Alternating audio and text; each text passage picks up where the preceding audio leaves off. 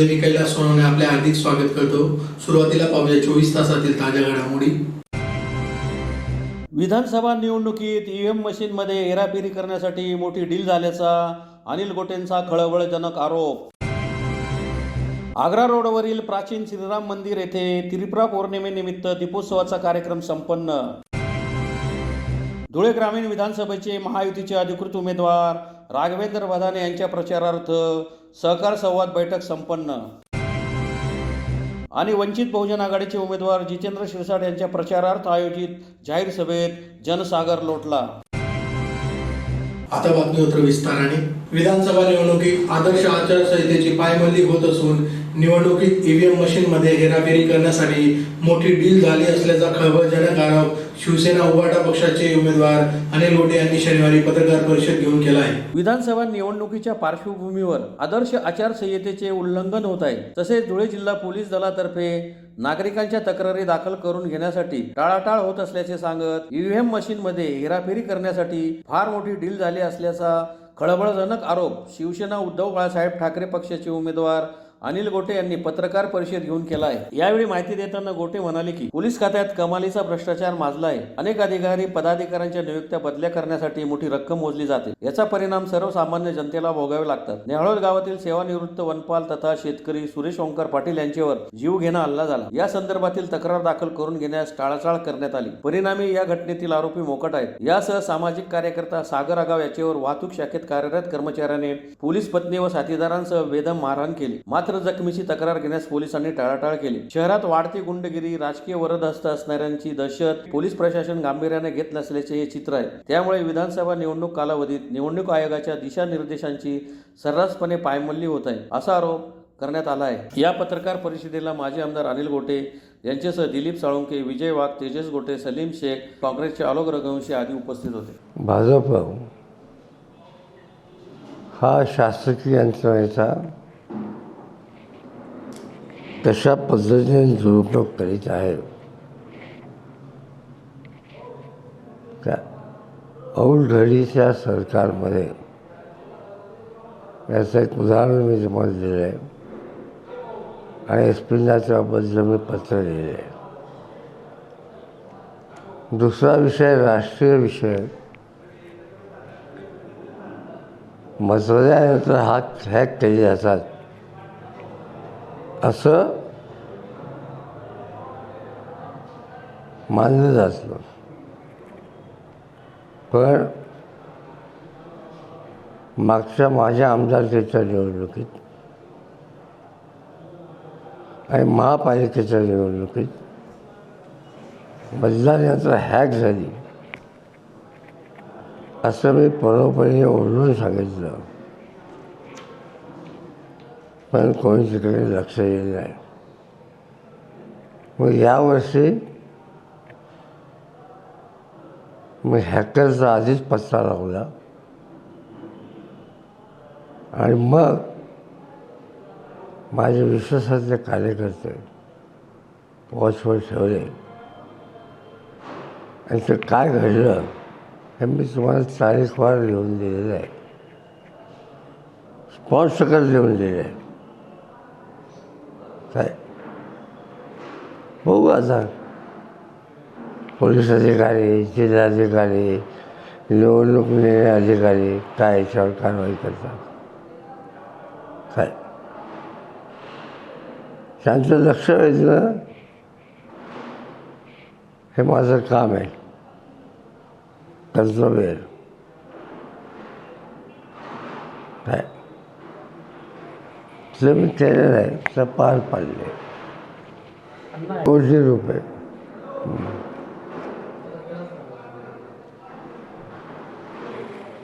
पैसे नेमके कोणी दिले? मग पैसे कोणी दिले? मी तर नाही दिले बघ। किती मतदारसंघांसाठी ते हॅक करण्यात येणार आहे ईव्हीएम? मी जुया मतदारसंघापुरतं बोलतो। काय बाकीच्या गोष्टीचे मला काही घडलेलं नाही। तुम्ही आता बोलले की तो शेवटचा प्रश्न माझा त्या ज्या वेळेला करायची वेळ तेव्हा सांगेल। काय मी आधीच माझे ऑफिस कशाला खुले करू काय त्रिपुरा पौर्णिमेनिमित्त आग्रा रोडवरील अतिप्राचीन श्रीराम मंदिर येथे धुळे सुवर्णकार महिला मंडळाच्या वतीने दीपोत्सवाचा कार्यक्रम उत्साहात संपन्न झाला. यावेळी 501 दिवे लावण्यात आले. त्रिपुरा पौर्णिमेनिमित्त धुळे सुवर्णकार महिला मंडळातर्फे आग्रा रोडवरील प्राचीन श्रीराम मंदिर येथे दीपोत्सवाचा कार्यक्रम संपन्न झाला. 501 दिवे लावून सदर दीपोत्सव साजरा करण्यात आला. धुळे शहरातील अतिशय प्राचीन मंदिर म्हणजेच आग्रा रोडवरील श्रीराम मंदिर असून 175 वर्ष जुने हे मंदिर आहे. या मंदिराचे वैशिष्ट्य म्हणजे भारतात हे असे एकमेव मंदिर आहे जेथे प्रभू रामांच्या मांडीवर सीता बसलेली आहे. अयोध्या या ठिकाणी विजयोत्सव साजरा करण्यात आला. तोच दरबार या ठिकाणी या मंदिरात असून दरवर्षी सालाबादाप्रमाणे धुळे सुवर्णकार महिला मंडळाच्या वतीने त्रिपुरा पौर्णिमेनिमित्त या ठिकाणी दीपोत्सव साजरा करण्यात येत असतो. 501 दिवे लावून या ठिकाणी दीपोत्सव मोठ्या उत्साहात साजरा करण्यात आला. यावेळी अध्यक्ष रंजना विस्पुते, उपाध्यक्ष उषा देवपूरकर, सल्लागार अमृता नाशिककर, सचिव मिनल नाशिककर, सहसचिव मेघा देवपूरकर, सल्लागार सविता बहाळकर, खजिनदार मयुरी तारखेडकर, अरुणा नाईक, नीलू आहिरराव, वैशाली सातबाई, अंजली विस्पुते, सरला आहिरराव यांच्यासह महिला पदाधिकारी मोठ्या संख्येने उपस्थित होते. अभिषिक्त श्रीराम मंदिर संस्थानचा अध्यक्ष म्हणून माझं या त्रिपुरी पौर्णिमेनिमित्त प्रत्येकाला खूप खूप धन्यवाद. आणि आज इथे हे प्रभू श्रीरामाचं मंदिर हे 175 वर्ष जुनं असं धुळ्यातलं सर्व प्राचीन मंदिर आहे. रामाची मंदिरं अनेक असतात, पण प्रभू रामाच्या मांडीवर सीता बसलेली हे भारतातलं एकमेव मंदिर आहे. वामांकरूढ सीता हा जो श्लोकाचा उल्लेख केलेला आहे रामायणामध्ये, त्या श्लोकाप्रमाणे हे रामाचं मंदिर आहे. जेव्हा रामाने रावणावर विजय मिळवला आणि अयोध्येत जो विजयी दरबार भरला, त्या दरबारातच स्वरूप या श्रीराम मंदिराचं आहे. इथे नुसते श्रीराम आणि सीता नसून रामायचं पूर्ण नवरत्न सगळे आहेत. अंगद, बिभीषण, कपिल, मारुती या सर्वांचे इथे मूर्त्या आहेत. असे 175 वर्ष जुनं श्रीराम मंदिर आपल्या धुळ्यात आहे. हे आपण खरोखर धुळेकर भाग्यशाली आहोत. दरवर्षी इथे त्रिपुरी पौर्णिमेला दीपोत्सव साजरा केला जातो. धुळे येथील प्रख्यात सुवर्णकार महिला मंडळ हा दीपोत्सव साजरे करत असतात. मी सुवर्णकार महिला मंडळाच्या अध्यक्षा सौ रंजना विस्पुते यांना विनंती करतो की त्यांनी आजच्या दीपोत्सवाबद्दल 2 शब्द बोलावे.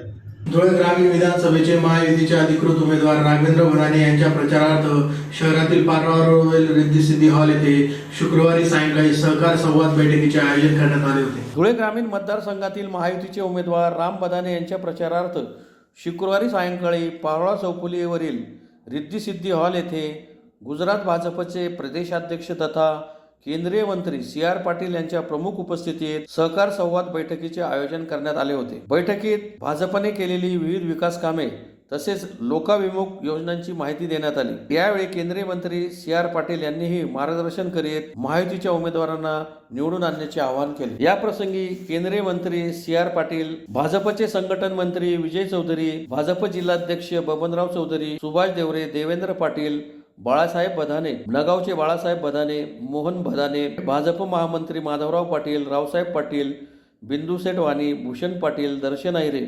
यांच्यासह भाजप पदाधिकारी व कार्यकर्ते मोठ्या संख्येने उपस्थित होते. आज तुम्हाला 37 रुपये दुधाचा भाव मिळतो. इतका भाव मिळाल्याने सर्वांना कुटुंबामध्ये परवडते.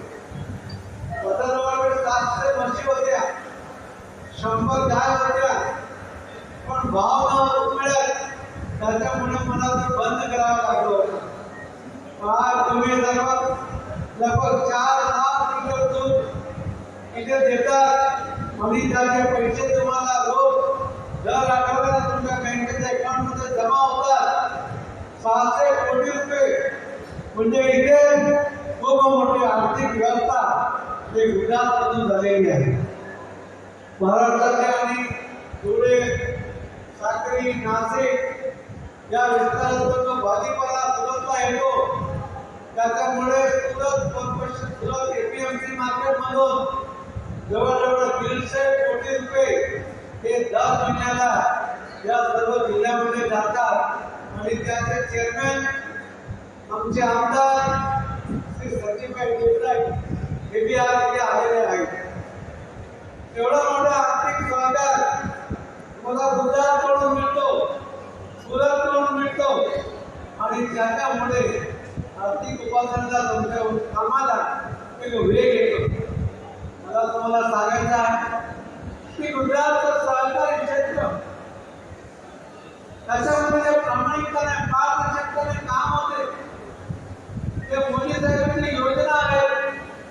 त्याच्यामुळे तिथे सर्व जे संस्था आहेत 350 मधून 349 संस्थावर भारतीय जनता पार्टीचा अध्यक्ष बसलेला आहे आणि 349 संस्थावर बसलेला चेअरमॅन तो पारदर्शक विकासासाठी काम करतात.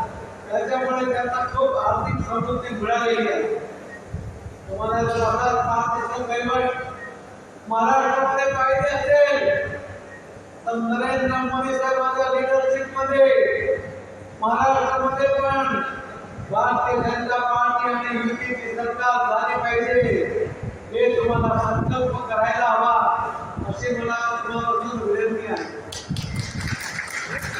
धुळे शहर विधानसभा मतदारसंघाचे वंचित बहुजन आघाडीचे उमेदवार जितेंद्र शिरसाट यांच्या प्रचारार्थ शुक्रवारी सायंकाळी जेल रोड येथे आयोजित जाहीर सभेस प्रचंड प्रतिसाद लाभल्याने विरोधी उमेदवारांची नाभी जाणवली आहे. धुळे शहर विधानसभा मतदारसंघाचे वंचित बहुजन आघाडीचे अधिकृत उमेदवार जितेंद्र शिरसाट यांच्या प्रचारार्थ शुक्रवारी सायंकाळी जेल रोडवर जाहीर सभेचे आयोजन करण्यात आले होते. सभेसाठी पक्षाचे राष्ट्रीय अध्यक्ष बाळासाहेब आंबेडकर हे तांत्रिक अडचणीमुळे उपस्थित राहू शकले नाहीत, परंतु अनेक मान्यवरांनी सभेत मार्गदर्शन करताना भाजप व काँग्रेसवर जोरदार हल्लाबोल केला. जाहीर सभेत उपस्थित जनसमुदायामुळे इतर उमेदवारांचे धाबे दाणाणले आहे. यावेळी हरिभक्त परायण ॲडव्होकेट माईसाहेब पाटील, उमेदवार जितेंद्र शिरसाट, उमेदवार मीना भिल, उमेदवार इक्बाल तेली, रविकांत वाघ, जिल्हाध्यक्ष अरविंद निकम, जिल्हा संघटक शंकर खरात, युवा जिल्हाध्यक्ष योगेश पगारे, संजय ऐरे, सरोज कदम, पूनम सिरसाट आदी उपस्थित होते.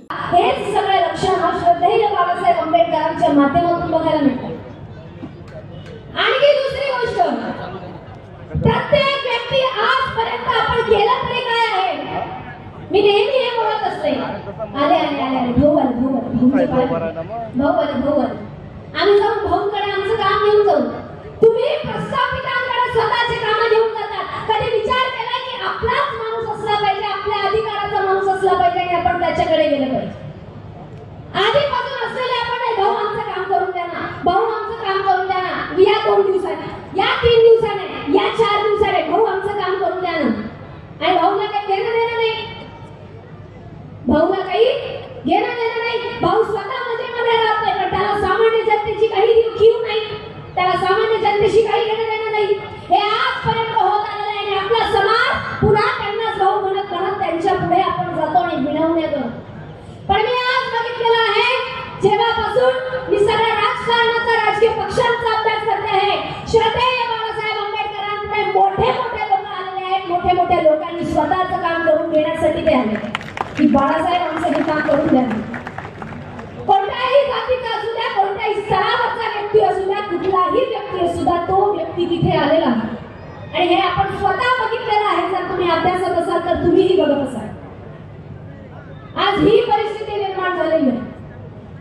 मी नेहमी एकच बोलते की हे जे आपण म्हणता ना की याच्या पुढे झुकू द्या, त्याच्या पुढे झुकू द्या, एक लक्षात ठेवायचं आहे, आंबेडकरीवादी विचारधारा ही कधीही कुणापुढे झुकलेली नाही आणि कधी कुणापुढे झुकणार नाही. ती फक्त झुकेल तर बाबासाहेब आंबेडकरांपुढे झुकेल, बाकी कुणापुढेही झुकणार नाही.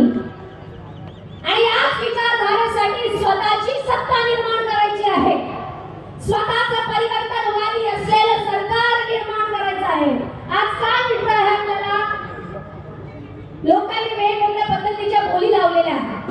अच्छा, आम्ही तुम्हाला 1500 देतो, ते म्हणतात आम्ही तुम्हाला 3000 देतो, आम्ही तुम्हाला ते देतो. प्रश्न असा येतो की लाडक्या बहिणींना देता, भाऊ 5 वर्ष झाले तुझी बहीण कुठे गायब होती, तेव्हा तुला तुझी बहीण आठवली नाही का? आता इलेक्शनच्या पहिले तुझ्या बहिणी तुला कसं काय आठवत आहे की फार सामान्यशी गोष्ट, एकदम बेसिक लॉजिक आहे. तोपर्यंत यांना बहिणी आठवता का? त्यांना बहिणी नाही आठवत. मग अशी आपण एका वक्त्यात सांगितलं, तोपर्यंत मणिपूर मधल्या सुद्धा यांच्या बहिणी नव्हत्या. मणिपूरमध्ये आदिवासींसोबत जे वाईट घडलं त्या त्यांच्या बहिणी नव्हत्या. तोपर्यंत जितकं काही आहे तोपर्यंत त्याच्याशी घेणं देणं नाही. ही कोणती योजना